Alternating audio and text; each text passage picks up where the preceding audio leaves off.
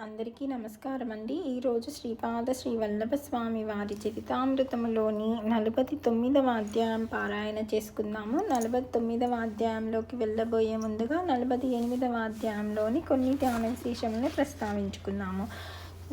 మనం అందరం ప్రతినిత్యము ధ్యానం చేసి జ్ఞానాన్ని పొంది ఈ అద్భుతమైన శ్రీపాద శ్రీ వల్లభ స్వామి వారి చరితామృతను పదే పదే చదివి జ్ఞానాన్ని తీసుకొని అద్భుతంగా మన జీవితాన్ని సంతోషమయం చేసుకుందాం. మాస్టర్స్, ఈ అధ్యాయంలో ఎంతో అద్భుతంగా శ్రీపాద శ్రీ వల్లభుల వారు దర్బారు ఏ విధంగా చేసేవారు, ఇంకా శ్రీపాద శ్రీ వల్లభుల వారి అనుగ్రహాన్ని ఏ విధంగా పొందగలమునో చాలా వివరంగా వివరించారు మాస్టర్స్.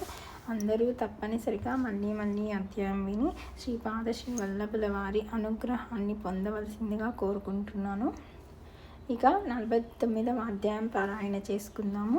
శ్రీపాదరాజం శరణం ప్రపత్యే. అధ్యాయము 49. శ్రీపాదల వారు కర్మ విధ్వంసము చేయి విధానములు. 33 సంఖ్య విశేషము. కురుంగడ్డలో వారి కార్యక్రమములు. శ్రీపాదుల వారు ఒకసారి ఇట్లనిరి: శంకర భట్టు, మనము అనుష్ఠించున్నది అగ్ని విద్య. అగ్ని ఉపాసన చేయుట శ్రోత్రియ లక్షణము. నీ అగ్ని ఉపాసన గాడి పొయ్యి వెలిగించి వంట చేయుటయే. అంతటా నేను శ్రీపాదుల వారితో, మహాగురువులకు జయముగుగాక, నా తరువాత కూడాను ఈ గాడి పొయ్యి ఈ విధముగానే మండుచుండవలను అని పలికి తిని. దానికి వారిట్లనిరి: నీ గాడి పొయ్యిలోని అగ్నికి స్వతః శక్తి లేదు. నా యోగాగ్ని కలియుట వలన ఆ పొయ్యి మీద నీవు చేయి వంట ప్రసాద రూపమై భక్తుల హైన్యములను హరించుచున్నది. ఈ గాడి పొయ్యి ఇంకొక 9 సంవత్సరములు మాత్రమే మండవలను. అనగా నా 30వ ఏట నేను నా శరీరమును గుప్తపరిచెదను. ఆ తరువాత 3 సంవత్సరముల పర్యంతము తేజోమయ స్వరూపమున శ్రద్ధాళువులకు దర్శనమిచ్చెదను. అప్పటికి నా 33 సంవత్సరముల వయసగును. యోగుల జీవితములలో 33వ సంవత్సరము అనేక మార్పులను తెచ్చు సంవత్సరము. వెన్నెముక నుండి వెన్నుపూసలు కూడా 33 మాత్రమే. రుద్రగణముల సంఖ్య 33 కోట్లు. ఆ తరువాత కూడాను మన అగ్ని యజ్ఞము కొనసాగును. కర్మలను స్థూల రూపమునకు రానిచ్చి దగ్ధము చేయుటకు ప్రతీకగా ఈ అగ్ని ఆరాధనను చేయుచున్నాను. అయితే భక్తుల కర్మలు స్థూల రూపమున వచ్చుటకు ముందు సూక్ష్మ రూపము నంటి ఇండును. అంతకు మునుపు కారణ రూపమున కారణ శరీరము నంటి ఇండును. అందుచేత 33వ సంవత్సరము దాటిన తదుపరి ఈ రకమైన అగ్ని పూజ నాకు అనవసరము. అప్పుడు నన్ను ఆశ్రయించిన వారి పాపకర్మలను సూక్ష్మ శరీరమున ఉన్న వాటిని, కారణ శరీరమున ఉన్న వాటిని నా యోగాగ్నిచి దగ్ధము చేసేదను. నీవు మాత్రము నా 30వ సంవత్సరము వచ్చు పర్యంతమును గాడిపొయ్యిని రగుల్చుచునే ఉండుము. ఆ తదుపరి నా భక్తులు వచ్చి ఎవరి వంటను వారు చేసుకుని వెళ్ళెదరు. అది 3 సంవత్సరములు జరుగును. ఆ తరువాత స్థూల రూపమున ఈ అగ్ని పూజ అవసరమే లేదు. పృథ్వీ యజ్ఞమును ప్రారంభించినాను, దిగ్విజయముగా జరుగుచున్నది. జలయజ్ఞమును ప్రారంభించినాను, అది కూడాను బ్రహ్మాండముగా సాగుచున్నది. ఇప్పుడు అగ్ని పూజను అగ్నియజ్ఞముగా ప్రారంభించినాను, ఇది కూడా అప్రతిహతముగా సాగును. సమస్త జీవరాశులలోని అగ్నిస్వరూపమును నేనే. అన్నింటినీ పవిత్రీకరించువాడను నేనే. అన్నింటినీ దగ్ధము చేయువాడను కూడా నేనే. పంచతత్వములకు సంబంధించిన యజ్ఞముల గురించి నేనెన్నటూ విని ఉండలేదు. శ్రీపాదుల వారి లీలా విధానమును గురించి ఆలోచించుట వ్యర్థమని నిర్ణయమునకు వచ్చెను. ఒకనాడు నవదంపతులు శ్రీపాదుల వారి దర్శనార్థము వచ్చిరి. వారిద్దరిని పంచదేవ్ పహాడ్ నందు తన దర్బారులో నివసించమని ఆజ్ఞాపించిరి. 2 రోజులకు ఆ యువకుడు మరణించెను. వారు మహాగురువులు తమను రక్షించదరని ఎన్నో వరములనిచ్చే చల్లటి దైవమని నమ్మియుండిరి. కానీ స్త్రీకి పరమ దుస్సహమైన వైధవ్యము ఈ నవవధువునకు ప్రాప్తింపబడెను. ఆ నవదంపతుల బంధువులు పంచదేవ్ పహాడ్నకు వచ్చిరి. శవమును దహనము చేయవలెనా చేయకూడదా అనే విషయమును సందిగ్ధములో పడిరి.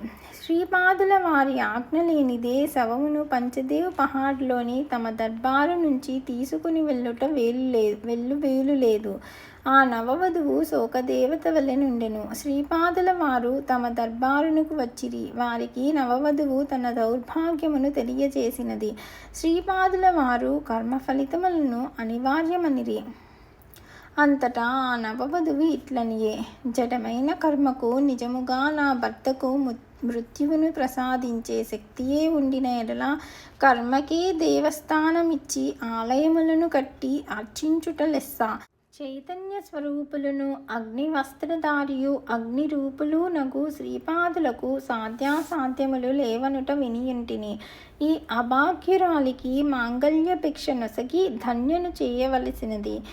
ఆ నవవధువునకు శ్రీపాదుల వారి దయ మీదను వారి కారుణ్యము మీదను నమ్మకము చనిపోయిన వారికి జీవదానం. అంతటా శ్రీపాదులిట్లనిరి, విశ్వాసో ఫలదాయకం. నా యందు నీకట్టి దృఢమైన నమ్మకము ఉన్న ఎడల నీ భర్త ఖచ్చితముగా సజీవుడగును. అయితే కర్మ సిద్ధాంతమునకు వ్యతిరిక్తము కాకుండా ఉపాయమును చెప్పెదను. నీ మంగళసూత్రమును అమ్మి నీ భర్త బరువునకు సమానమైన బరువు గల కట్టెలను తెచ్చి ఇమ్ము. ఆ కట్టెలను గాడి పొయ్యిలో వేసి అన్నము వండెదము. అంతటితో నీ మాంగళ్యము పోగొట్టుకొనబడి అమాంగళ్యము కట్టెలు కాల్చబడుట వలన నీ భర్త శరీరము కాలి దగ్ధమయ్యడి అమాంగళ్యము మృత్యురూప కర్మస్పందనలు ఆకర్షింపబడిన కట్టెలు దగ్ధమవగా వండబడిన శ్రాద్ధాన్న అమాంగళ్యము అన్నీను కూడా శాంతింపబడుననిరి. అంతటా అట్లే ఆచరింపగా ఆమె భర్త సజీవుడాయను. శ్రీపాదుల వారు భక్తుల యొక్క రకరకముల పాపకర్మములను కట్టెలకు ఆకర్షించడివారు. ఆ విధముగా చేయుట వలన ఆ కట్టెలు దగ్ధమై రుచికరమైన వంటయే ప్రసాదమయ శుభములను ప్రసాదించుచుండెను. దరిద్ర బ్రాహ్మణునిపై విశేష అనుగ్రహము. మరి ఒక పర్యాయము బీద బ్రాహ్మణుడు ఒకడు శ్రీపాదుల వారి దర్శనార్థమై వచ్చెను. శ్రీపాదుల వారు తనను కరుణించకపోయినా ఆత్మహత్యయే శరణ్యమని వాపోయెను. అంతటా శ్రీపాదుల వారు మండుచున్న కొరివినొక దానిని తెచ్చి ఆ బ్రాహ్మణుని అంటించెను.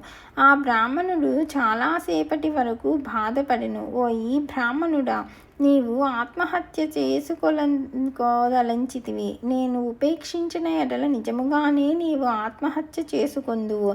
అందుచేత ఆ ఆత్మహత్యలకు సంబంధించిన సమస్త పాపకర్మల స్పందనలను ఈ మండుచున్న కొరివితో అంటించుట వలన రద్దు చేసి తిని. ఇకపై నీకు దారిద్ర్య బాధ ఉండదు. ఈ చల్లారిన కొరివిని నీవు నీ గావాంచలో చుట్టుకుని జాగ్రత్తగా నీ ఇంటికి తీసుకుని పొమ్ము. అతడు అట్లే చేసెను. ఇంటికి వెళ్ళి మూట విప్పుకోగా అది బంగారమయ్యెను. బ్రాహ్మణుని దారిద్ర్య బాధ తీరెను. శ్రీపాదుల వారు తమ అగ్ని యజ్ఞము కూడా చాలా విచిత్ర రీతులలో తన భక్తుల పాపకర్మలను ధ్వంసము చేసేటివారు. ఒక్కొక్క పర్యాయము తన భక్తులను ప్రత్యేకమైన కాయగూరలను అనగా వంకాయలను బెండకాయలను తెమ్మనిడివారు. ఆ కాయగూరలలో ఆ భక్తుని పాపకర్మ రూప స్పందనలను ఆకర్షించడివారు. ఆ రకముగా తేబడిన కాయగూరల వంటకమును విధిగా భక్తులచే తినిపించటివారు. ఆయా కర్మదోషములు తొలగిడివి. ఒక అమ్మాయికి రజస్వల అయినను వివాహం కాలేదు. ఆమెకు కుజదోషమున్నదని గ్రహించి ఆమెచే కందులను తెప్పించి ఆ కందులతో వంటకము చేయించి ఆ అమ్మాయితో సహా అందరినీ తినమని ఆదేశించిరి. ఈ విధముగా కర్మబంధము తీరిపోగా ఆ అమ్మాయికి యోగ్యుడైన వరునితో వివాహమాయెను. కొందరిని ఆవు నెయ్యి తెచ్చి దర్బారు వంటకములకు ఇయ్యవలసిందని ఆజ్ఞాపించువారు. మరికొందరిని ఆవు నేతితో దీపాలు పెట్టమనేవారు. చాలా క్లిష్ట పరిస్థితులు వచ్చినప్పుడు కానీ, కన్యలకు వివాహములు కాని సందర్భములలో కానీ రాహుకాలమునందు శుక్రవారము నాడు అంబికకు పూజ చేయమని చెప్పేవారు. ఒక పర్యాయము ఒక భక్తుడు జబ్బుపడి మంచము పట్టెను. శ్రీపాదుల వారు అతడు పడుకొను ఇంటిలో ఆముదముతో దీపము పెట్టి ఎట్టి పరిస్థితుల్లోనూ ఆ రాత్రి ఆరిపోకుండా తిరిగి చమురు పోయిచూ ఉండవలనని శాసించెను. వారట్లు చేయగానే ఆ భక్తుడు రోగ విముక్తుడైనాడు. ఒక భక్తుడు పరమ నిర్భాగ్య స్థితిలో నుండెను. అంతటా శ్రీపాదుల వారు వారి ఇంటిలో వారము రోజుల పాటు ఆవునేతితో అఖండముగా దీపము వెలిగిన ఎడల ఆ ఇంటిలో తిరిగి లక్ష్మీకళ ప్రవేశించునని తెలిపిరి. అటువంటి ఎన్నెన్నో వినూతన పద్ధతుల ద్వారా తమ ఆశ్రితులను పాపకర్మ విముక్తుల చేయుచుండెడి వారు.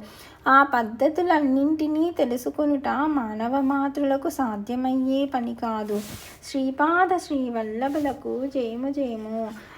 అధ్యాయము 49 సంపూర్ణము.